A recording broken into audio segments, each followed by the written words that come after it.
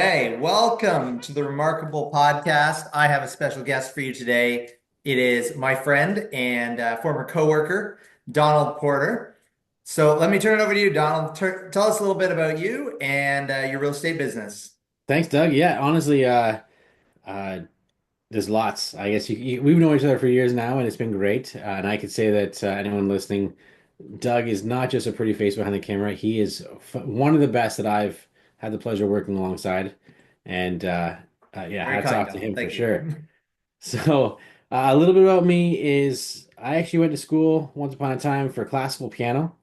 From that, played in bands, wasted, you could say, depending on your thoughts on it, most of my early 20s in music industries, and then went to school for marketing. And marketing is where I shined and um, owning a business and running things that direction. I used my band experience, the hustle and booking gigs and the knowledge of marketing and owning a business, treating that band like a business to try and generate more. And I brought that into real estate. And to be honest, I didn't really even want to do real estate when I first got into it. I fell into it because I graduated out of marketing with Dean's honor roll, was in sales jobs, was always top of the line with sales. So I appreciate the commission aspect that sales can bring, but it was like, oh, you want to be your own boss and not have that salary. And it was kind of like, not really. Yeah. But my background when I was in the music world, there's only two places that would employ a musician, and that would be restaurants. So I got good customer service, and again, the tips were kind of like commission. And I also got used to working for renovation companies, but I was never really great at renovations. I did buy a house that was a complete gut job and live in it today. And there's a lot of imperfections in the mudding and taping, which I will never do again. Um, but uh, yeah, renovation companies, and I was always the grunt, lugging flagstone from the front yard to the backyard because the skid steer wouldn't fit through the gates, and the first two rows of hardwood would get laid down, and I got to click in the next 30 rows and let them finish it off. But I learned a lot about houses, and so. Um, Yeah, just after talking with my wife, interviewing tons of sales jobs, because I sold IT in an hour and a half away from where I live, which was draining. Sure. Very thankful for the company. Great, great people there, but I don't know a lot about computers. I haven't actually touched a PC in probably 20 years. So I did learn though, it is very easy to sell IT because all you have to do is become friends with the guy that no one wants to talk to in the back IT closet in any company. There you And go. so it was just, hey, you want to go for lunch? Yeah, sure. Let's me? Really? Let's go. So, so anyways, I decided, you know what, let's try this real estate thing out. Felt prodded and pushed along for a while and kind of was naive going into it, but listened to the scare tactics of not many people make it. You're not going to be able to support. You sell two houses a year, three houses a year if you're lucky. Um, I got my license Thanksgiving of 2018. So 2019 was my first full year in the business, and I sold 300,000 GCI in the first year of business. At the time, when I got my license in Thanksgiving, my daughter was 3 months old. So my wife was a single mother essentially, where I was working full time in Toronto and full time in real estate for 6 months until I could get the commission checks, as we know, all doesn't happen overnight. Yeah, it's not like you get one on your first week. No, no, it's like unless it's a lease, it's impossible. So, so um, but yeah, I ended up selling 26 houses my first year in a very saturated and difficult market. Um, and then COVID hit, and I got my first income tax bill. I'm like, oh, I owe what? I owe this much money? This is almost as much money as I made in my salary job. Like, how am I going to come up with this kind of cash? And then I was like, well, it's okay. The pandemic, they say, is only 2 weeks long. As long as you have toilet paper, you're good to go. And so I just had to wait 2 weeks like everybody else, and then it was over, apparently. But Right. it wasn't. And it kind of shut down a lot of my business. at that point. And so I had to reconfigure everything. And I think that's what we're probably going to be chatting about. So I don't want to give away too much of the goods, but that is me. And the first year in this business, I sold $300,000 gross commission. I've hit multiple seven-figure years. My highest to date is 1.7 million gross commission in a year.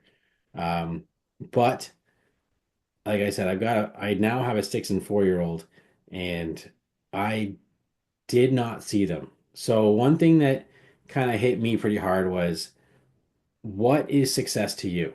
And this is why, like, we have a coaching platform. I speak at conferences, at brokerages like crazy now. And one thing that my wife and I drive home is, what is success to you? Because I'm extremely competitive, and so that's how I hit to the 1.7, but I was never home and I lost a year of my child's life. So to me, the balance is more important, and I'll still consistently hit over 600,000 GCI a year, but my life balance is way, way better. Yeah, yeah, for So, sure. Yeah, and I got actually licensed, I think almost identical timing. So September 2018. And then I think I was trying to remember, I think we worked together starting in 2020. It was like yeah, during the COVID lockdown, the rolling COVID lockdowns in Southern Ontario, where we sort of figured it out. Yeah, that's yeah. cool. So, so when you got started, what were you doing at that point? Like, how were you trying to get your business? You said you did 380 in gross commissions that first year or Yeah, so. 300. So I where did think that come from? I think actually the real number is like 292, but I just round it because it's easier to remember. Sure. Um, So that was predominantly I'd work Monday to Friday, and so my only lead generation time was really weekends. And so I figured out ways and strategized ways to I didn't have enough time to be busy. I had to be productive. Right. And so I had to squeeze every ounce into every minute that I was home, especially since, like, when I first got my license, that's the worst time of the year to start because it's the end of the year. In Canada, there's lots of snow, and it's dark at 4 o'clock at night, which means you're not really looking at houses. Now, I got special flashlights that I found that are, like, I don't even know how many lumens, but it's bright, and you can shine two. You get on the driveway with these suckers. You turn them on in two angles, and it's almost like daylight again. There you go. But but yeah, I had to squeeze everything out. So open houses were a huge, huge thing for me. To be honest, when I first started, the first 3 weeks, I worked with a team that did cold calling, and I hated my life. Like, absolutely hated it. I in one of my sales jobs, my job was to cold call from an association and generate money from businesses for their newsletter. Uh, I was really good at it. I broke sales records there, and I cannot tell you how much I hate cold calling. It's brutal in my world. So I did open houses. And I was like, "Are you kidding me? They're coming to me?" And then I Okay. just started realizing all my training, which is, I don't know what human thought this was a good idea, but I used to work for a company called Zellers, which is much like Walmart. Gotcha. And I was chosen as the ambassador for the part-time. I was the cool kid in electronics that my people who worked with me at Zellers knew that on Sunday mornings, I pulled the home entertainment system box out of the shelf, which back then they were huge. I would dust it off and I would lay down and I would take a half-hour nap. And anytime someone walked into electronics because of the high ticket items, it would set off in a little beep and I would wake up. I'm just down here polishing. If you need anything, I'm right around the corner. Anyway, I was Mr. Cool, I guess you could say, in electronics, and I got the ambassador. Now, the thing that they trained me to be was the service excellent advisor man, Okay. which the acronym is the Seaman. I was the Seaman. So I don't know why there's a reason that company went under, I think.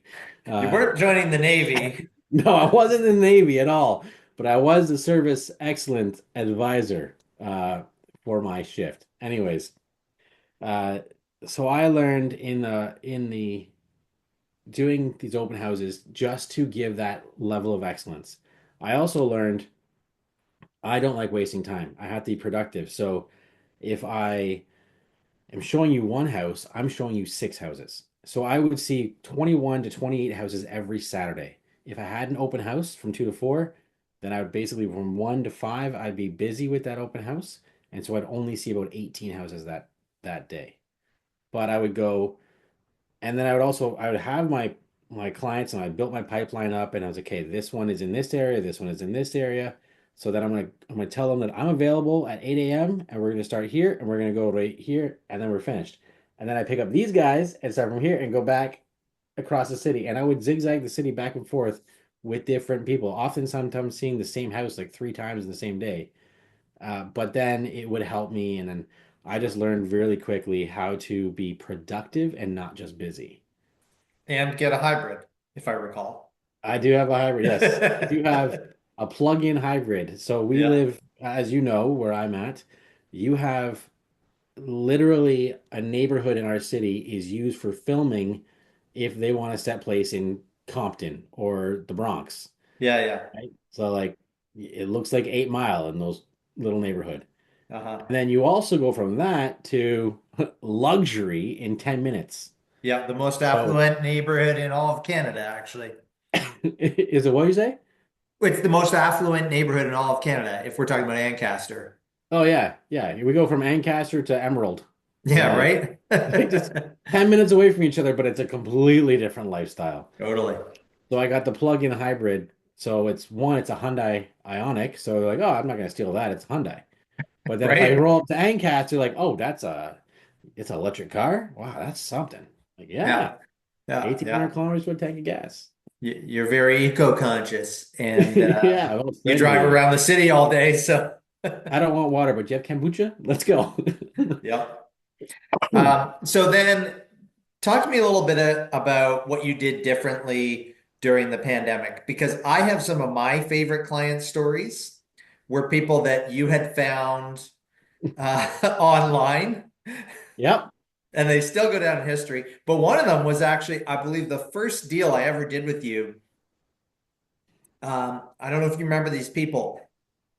Probably not specifics, but I got the call, and either you or your partner at the time told me, okay, go meet this guy and show him a house, right? So I show up, and the house was actually right down the street from where my grandparents used to live. So I'm like, oh, I know this area, right?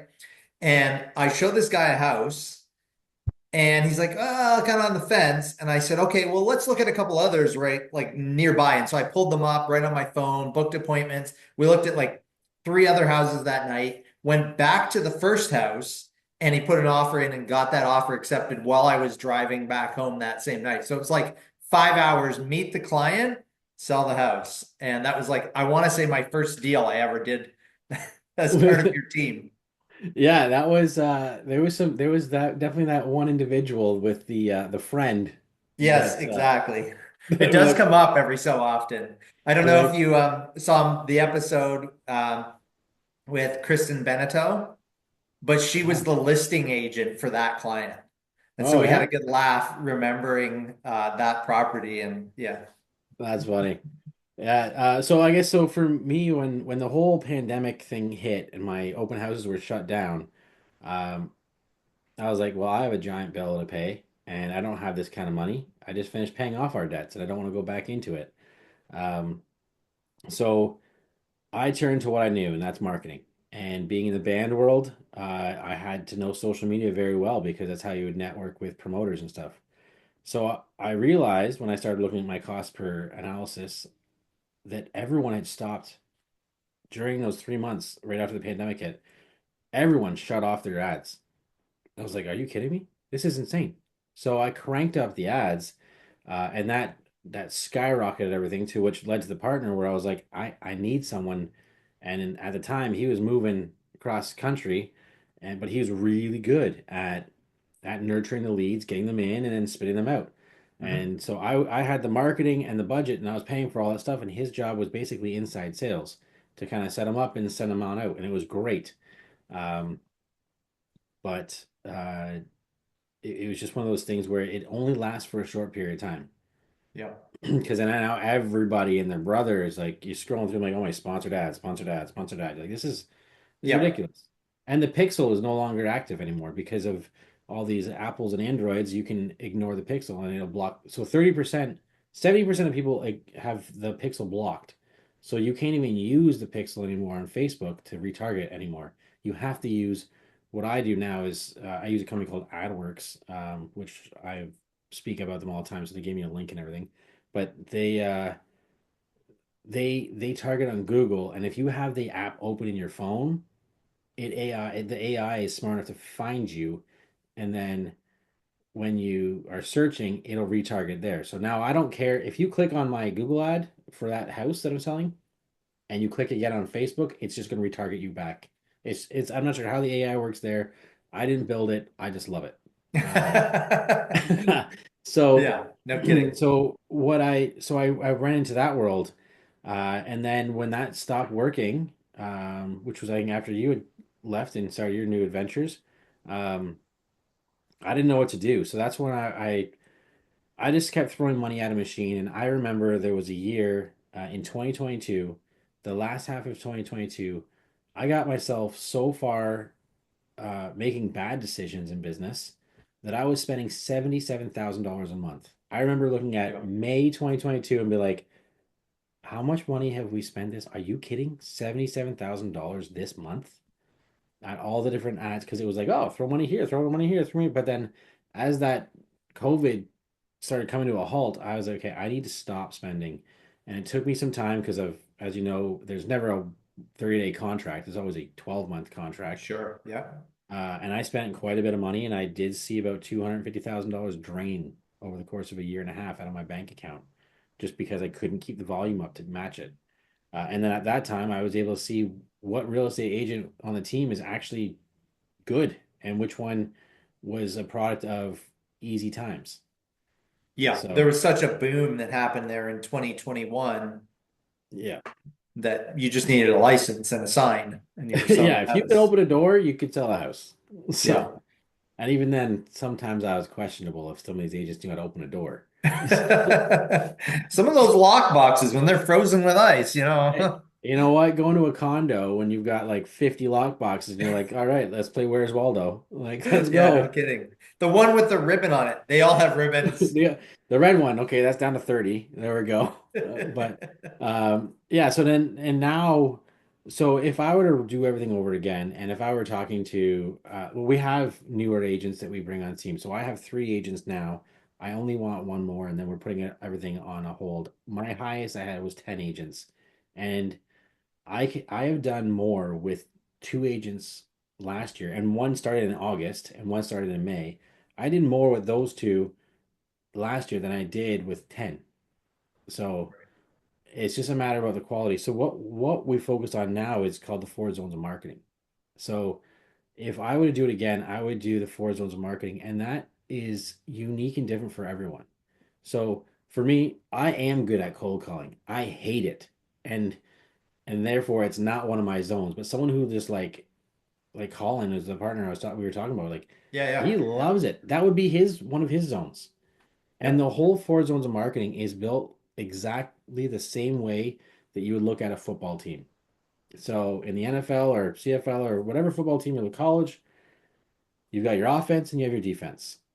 And it's great if they're both in alignment because then they will Mhm. help elevate it. So a good example is one of the guys on the team. He is really good at open houses and he also has door knocking. So he door knocks for his open house. So now you've elevated the two together. Right. And that's his two main primary and secondary forms of marketing. And that's how he gets a lot of his business. Because if something happens to one of those two, then you have well, injuries happen in football all the time. You have an entire auxiliary team off the field that you can slide in. So that becomes kind of like your occasional part-time lead gen. You can pull that in. And if you are interested in buying leads online and subscribing to one of these agencies, then that's where I put that one because that one costs money and that should not be your primary or secondary form of lead Gotcha. marketing. And then your last one is your special teams.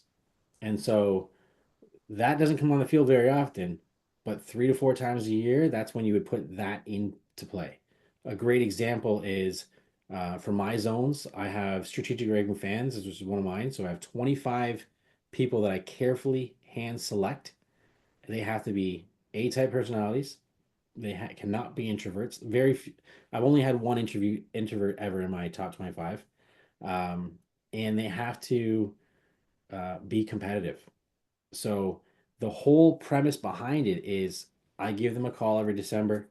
Hey, thanks so much for, I know that you're, Doug, you're always in my corner. I know that I can count on you to refer me business. So this is the only time I'm ever going to ask for a referral from you, but I want to pour into you this year. And I want to let you know you're part of my top 25. And then to kick things off, literally this Thursday, I have one of my micro events, which is my special teams way of marketing, Yep. where I'm inviting them to an indoor golf. And last year, being a dad, I was able to call it the 2024, but now it's 20, top 25 in 2025. And so we're going to indoor golf where I've rented two VIP bays. The whole night is going to cost me around $2,000. Open bar, catered. Like they are gonna feel like celebrities when they walk in.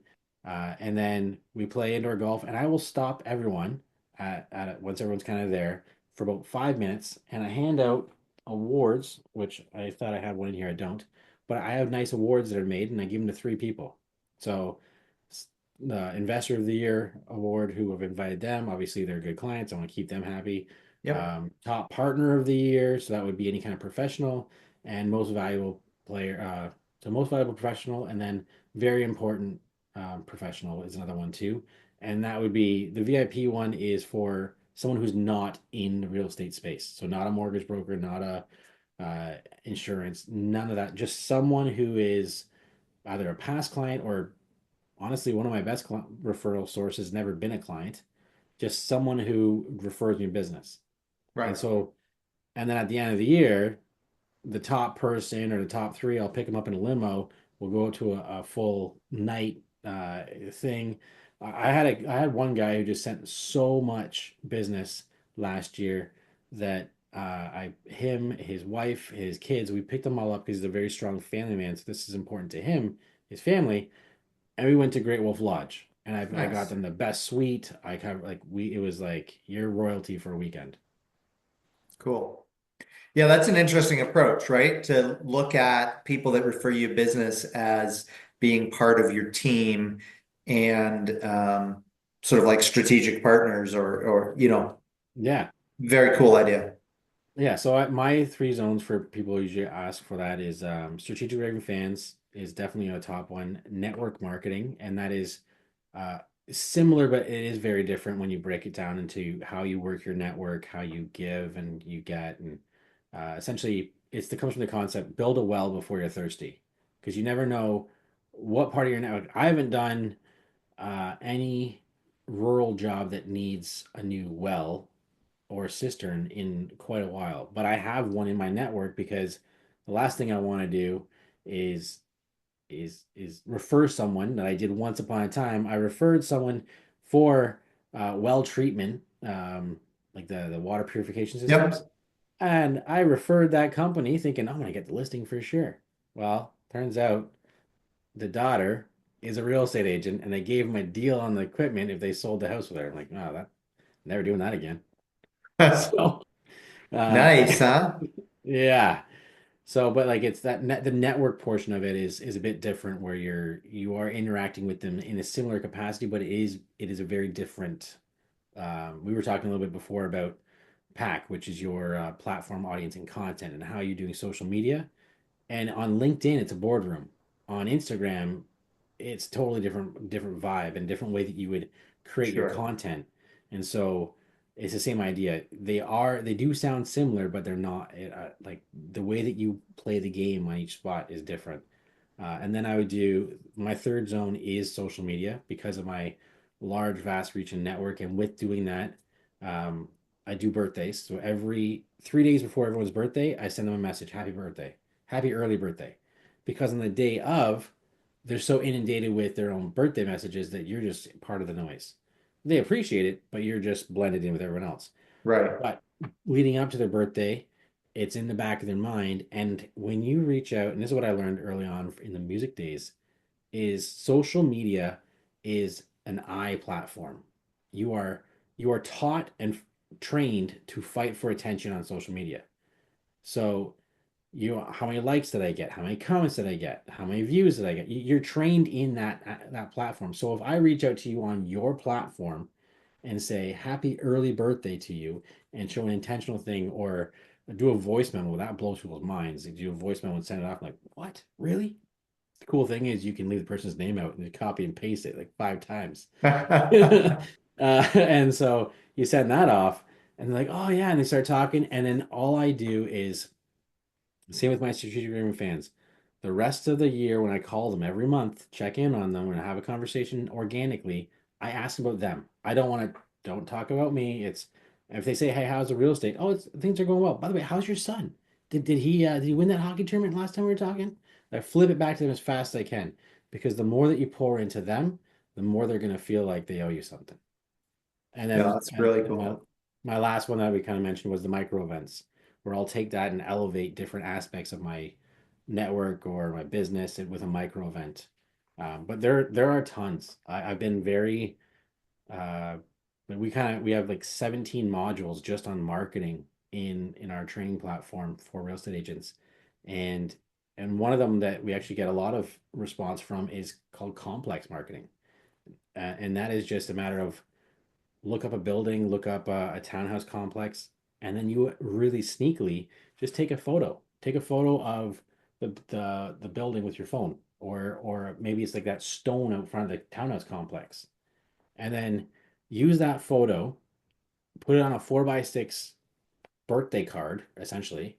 You put the photo on the front, on the back, use the white space and just the address.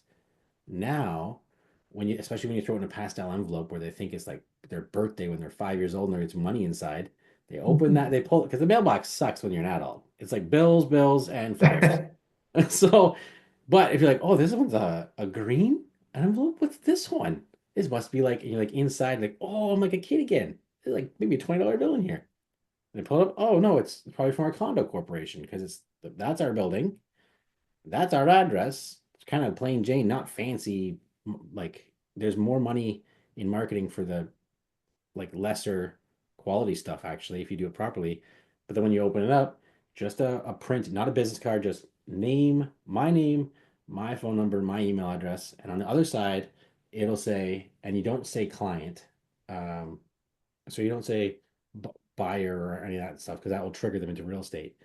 You would say, I have uh, dear homeowner, I have a private client who has exhausted all options on the board right now in this complex, and I've personally promised them to reach out to every single homeowner to see if you have any intention of moving or selling in the future. If you do, my contacts are here. Yeah, so when you send that like that, I have a private buyer client that is actively looking for something in this area. We've exhausted all options on MLS. And so I personally promised them that I'd reach out to every single homeowner. You kind of put that script in there. We've sent it out every single time that I've ever done that in the past, which has been about 5 or 6 times. Every single time within 3 months, we'll get at least an appointment. And I would say at least an appointment. 4 of the 5 times we got a listing out of it. One of them, uh, an agent on the team didn't follow up. So it Right. was listed and sold by a different agent a month after that meeting that they had. But um, yeah, follow up is very important. Now, do you mail that or do you hand deliver it or does it Mail, depend? yeah. So mail. So if you're doing an apartment, that I've done both. Apartments, obviously, there's better numbers, but it's a lot Sure. more labor intensive. So I actually just get everything built out in a CSV file. I did pay a VA to do the grunt work of that, and then I had it all printed off, labels printed off, so just peel and stick them out. I have had better return where more than one person phoned from doing a townhouse complex, but there was like 60 townhouses, and I hand wrote their name because you can get access to their name and their obviously you know their address, and you hand write it on the envelope. But I don't put a return address because if they see, oh, this is a real estate agent, I'm not doing it. I Yeah. want to hit that nostalgia, and not only that, but there's more psychoanalysis built into it. So with the pastel colored card and the size of a 4x6, it it hits nostalgia, which means that when you're looking at marketing, everything has to come down to the frame of mind that you're meeting the people in. You'll never see a Big Mac commercial at 8 a.m. because who wants to think of a greasy burger at 8 Right. a.m.? But you'll see that all around lunch, all the way to dinner, because now their frame of mind the marketing's hitting is that I'm hungry, and that will sustain me for whatever dang length of time before you're sick. I But think you might be in complete agreement with Matthew McConaughey there because at least here in the US, during football games, there's a Uber Eats commercial with Matthew McConaughey, and his argument is that the entire purpose of the NFL is to sell food.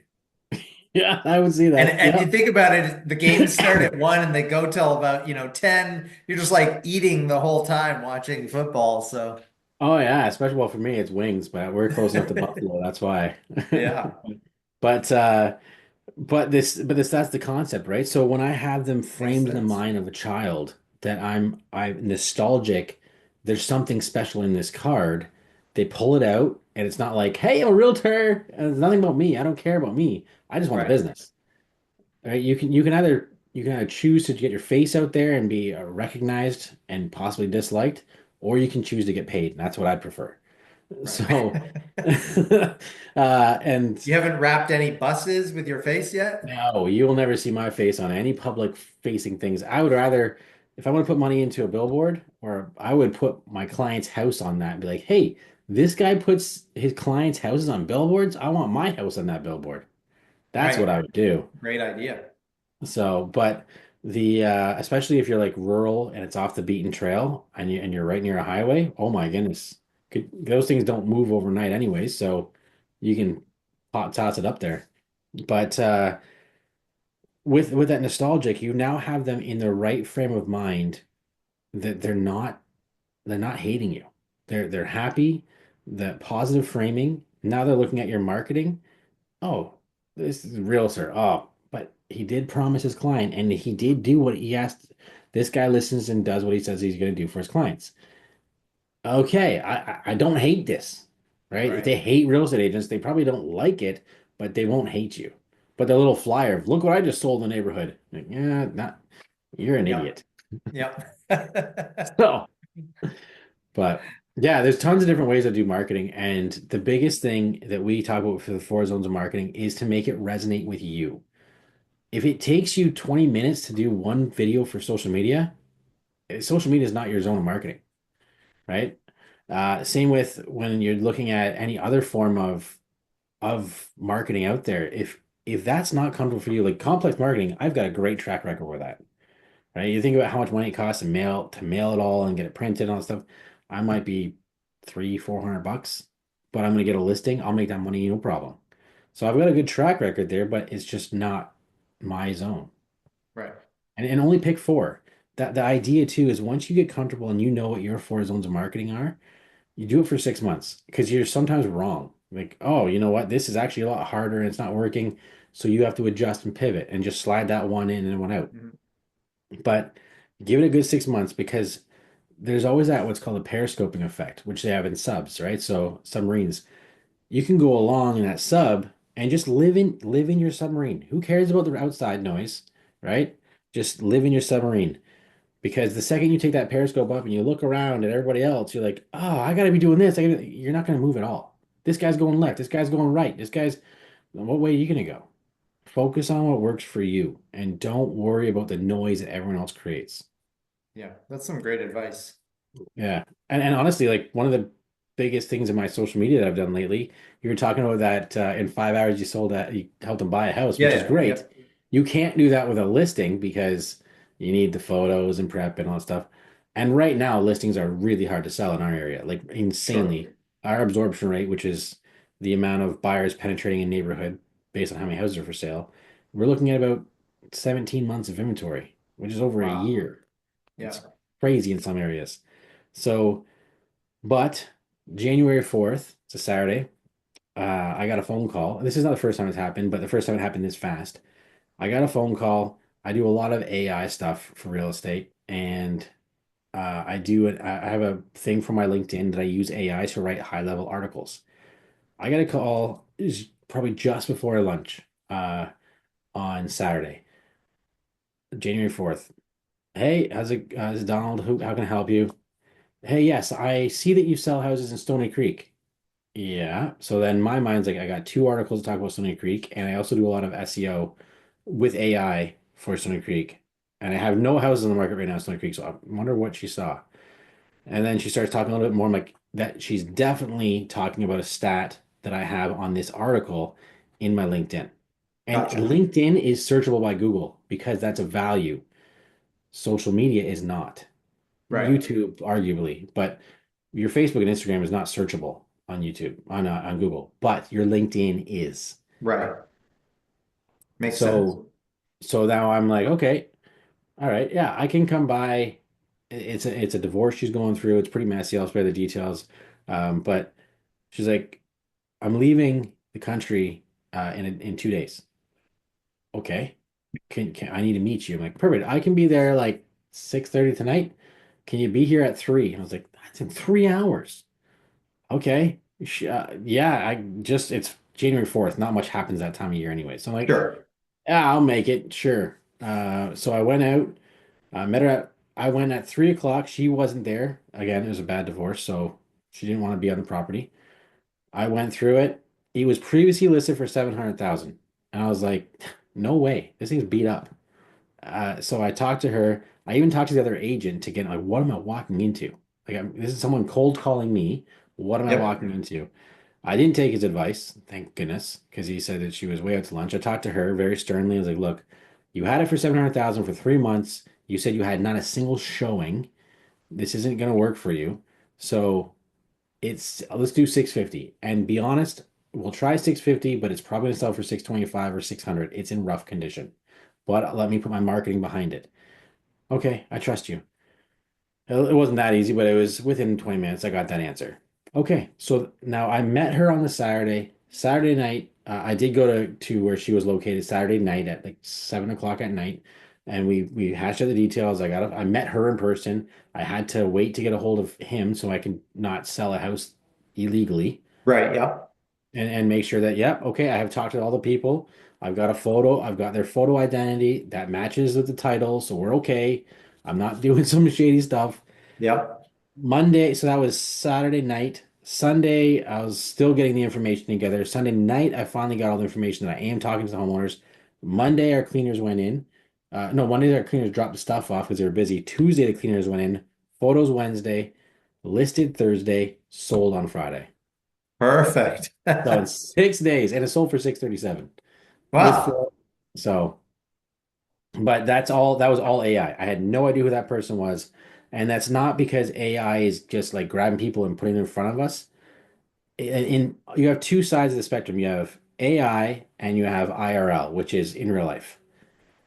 And your job as a business owner, as a marketer, is to bridge the gap because your Sure. conversion is only going to happen in the conversation. So my AI just helps me do things faster.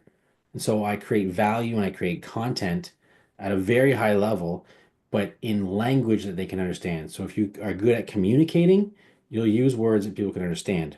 If you're good at marketing, you're going to use language and emotion that makes the reader feel like you empathize and understand them.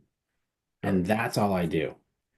Well, I do a lot more of this stuff with AI, but that's one of my lead generation sources that it's rapidly coming up. I've had about 5 or 6 of them in the last year, or 6 months really, just off of my LinkedIn AI strategy. Right. So let me just recap that because I think it's pretty interesting strategy and idea. So you're using like ChatGPT or Yeah. one of the other large Yeah. language models to So, generate a high level article. mhm. Where do you come up with the ideas for that article? So what I actually have, so an RSS feed is the digital version of a newspaper. So I Yes. have RSS feeds set to the Bank of Canada, or for you guys, it'd be like the Federal Reserve or whatever it would be. Yep. Anything economics that is related to real estate, I have that sent directly to my cell phone. So the one article that's actually got me the most reviews off of this stuff, I was literally playing with my kids on the floor and I see that pop up on my phone about something. I'm like, oh, that's a good article. I could use Right. it.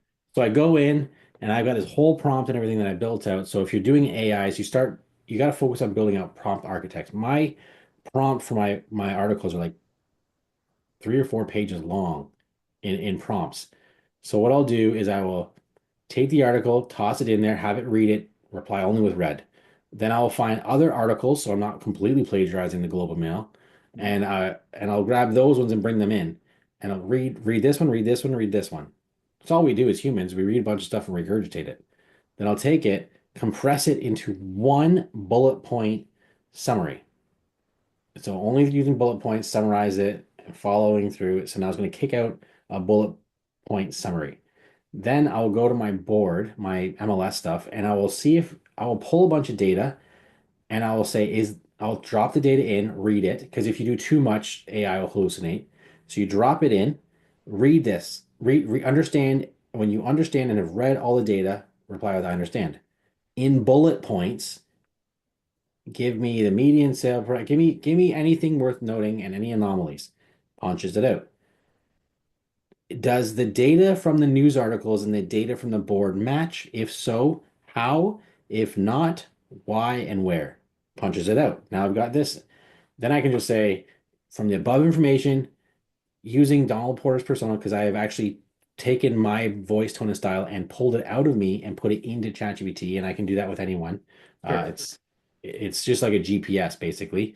Yep. Um, write in bullet points an article for LinkedIn, and then I'll throw a bunch of other stuff in there to make it very high level and but yet readable.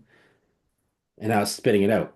And then what I'll do is I'll read through it and I'll fix any bullet points I like or don't like. I'll copy it, put it into like Google Docs, fix any bullet points I like or don't like. If I want to add more to it, because again, it's only as smart as you feed it. So if the rates changed at certain dates, I can go in there and say knowledge colon here's some information that I wanted to know. And it'll say, okay, I understand. Now, with this new knowledge, process the data and understand what's going on. And it can do that and spit out answers. So I actually learned that every time that they drop a rate in 2024, the week before saw a major increase in purchases because it's usually conditional for a week on financing and home inspection. And the data kept showing the week of the rate announcement, within 5 days after the rate announcement, we had the most sales. But then I asked it, how many of them were conditional for at least 5 business days before going sold? And the number was like 70 something percent. So that tells me that the purchase decision happens the week before. So the action showcases, and then I just pulled my own data, like my our brokerage, and I would just see because they update us with how many showings that they've had, like how Mhm. many, and like yeah, we saw a major increase that week. So that's when I started telling my sellers, hey, we if you want, don't wait for the rate to drop, put it out the week before or 2 weeks before. So it sits for a week and looks like it's been there long enough that they're going to go on it the next week. Like, oh, and that was working really well. I'm just going to say that back to you so that I understand it and so that it makes clear sense for the our audience. What you're saying you're seeing as a trend during 2024 is that whenever there was a Bank of Canada reduction to the overnight lending rate, the bank rate, the Yep. Canadian interest rate, the week before that, there would be a flurry of conditional on finance offers happening. Oh yeah, yeah. And if you look at the like, so a good example was there's one on June 5th or 6th, I think it was. Yep. The last week of May had more houses go under contract than all of June. Interesting. So it was like the Bank of Canada dropped, the rates came down. They're not excited anymore. They were excited in the anticipation of. They had hope, and that's what made them pull the trigger. So I think you just answered my next question with, which is you think people were recognizing or maybe even getting the coaching from their mortgage professionals and perhaps their realtor saying like, hey, at least if we get it under contract and the rates go down, you'll still be able to get the new lower rate. but that way you'll make sure you get the house you like.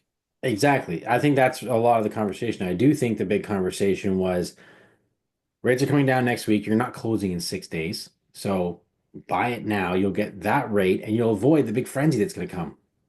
And the frenzy just Interesting. never came.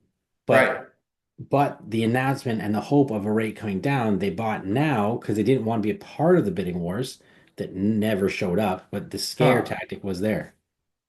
Yeah, that's very interesting. So, and that's again, I would never have known that if it weren't for the data, ChatGPT going through and doing what's called DDA, deep dive analysis on the Hmm. data. So, and Interesting. ChatGPT is smart. You can use Excel spreadsheets, you can use PDFs. As long as it's a table that it can read it, you can do it. Yeah. So, but anyways, I would do all that, and then I would flush out an article with stats, with the information that I want, and then I would put it up on LinkedIn. And then the other aspect of it, before I did that last article thing, I would go to an app, probably the best and cheapest AI app you can get for a real estate agent. It's called Answer the Public. Now it's 120 bucks for a year for a lifetime, Okay. like $120 Huh. for a lifetime subscription. And you don't need it more than once a day, so you don't need to up the package. And what it does is it tells you what are people searching in your area. Hmm. So I would go on Answer the Public, and then I would type in real estate, and then and if you think about it, people use Google for as a question. Most of the things people type in Google is a question. So then you Right. would just go who, what, where, when, why, how on the wheel, and then you would pick your pie piece that you wanted that was related to what you're talking about. And then I would just tell ChatGPT knowledge or understand that. Again, this is just a piece of information you're sliding in. Yeah. That this is a very trending topic right now. Use this keyword. I would use the squiggly brackets. What is it? Shift right beside the P on your keyboard. The shift. Yes. Yeah. So I would use those two squiggly brackets, and I would just put uh, capital keyword and then put them in the brackets, and I would just say at the very bottom. So I was like, use this keyword as much as possible, and then go to the bottom, put this keyword equals, so like a little legend, and then you punch in what people are searching. Will my house price drop? Whatever it is, because you can see the wheel. There's 110 people searched this last week. Put that in there, because Yeah, yeah. now your article will be found when people are searching Google because you're typing in what they're asking. And again, that all comes down to my entire principle in real estate with marketing. If you add value, you're never creating noise. If you're adding value, people will trust you. When you add value and you give, it will come. I love it. That's a great yeah, that's a great jumping off point. I'm gonna try and wrap our conversation because this is fun talking with you, and I just feel like we could go on. So we should do another episode, and maybe Yeah, I know you're planning to be in Florida in the next month or so, so we maybe we do. can do a live sit down. Yeah, dude, IRL about AI. There you go. Yeah, I would love to. I'm fascinated by it. So super cool. Donald, if people want to look you up, whether it's they're looking for a referral partner in your area, they want to follow you on LinkedIn, Instagram, Facebook, wherever you like to be, or Yeah. they are looking for maybe they want to be the fourth member of your team this year ahead. How do they find you? So on Instagram, you can find me. It's me, Donald Porter. It's nice and easy. It's me, Donald Porter on Instagram. If you want more advice and tips and tricks, if you're a newer agent, um, follow us on the Agent League. So it's a playoff sports. I love sports. Usually, I think there's a football back there. Yeah, football and That's softball. my fidget spinner. But it's the agent and league as in sports. Like it's almost like National Football League, but the agent league. You The follow us agent on league. you follow us on there. We do have a 70 module, soon to be 80 module platform to train agents that they are a business, how to run their life like a business, and avoid the probably $500,000 that I've wasted or spent learning the hard way about how not to do my business. So, Learn but learn from your investment. Let's put it that way. Yeah, learn from my investment. Actually, we have a guy on the team. He started May 1st of last year. He was so broke. He was like, I need to get a job. And I'm going to be honest with you, by July, I will be applying to places if I don't have enough money because I can't pay rent. In 3 months, he hit ju literally just shy, like hundreds of dollars shy of 80,000 gross commission just Nice. by following our stuff. So it does work. It does work. Beautiful. So That's great. I really enjoyed this conversation, Donald. Thank you so much for being part of the Remarkable Nation and sharing so much of your wisdom. thank you. Thanks for having me. Honestly, it's a great podcast, so I appreciate it.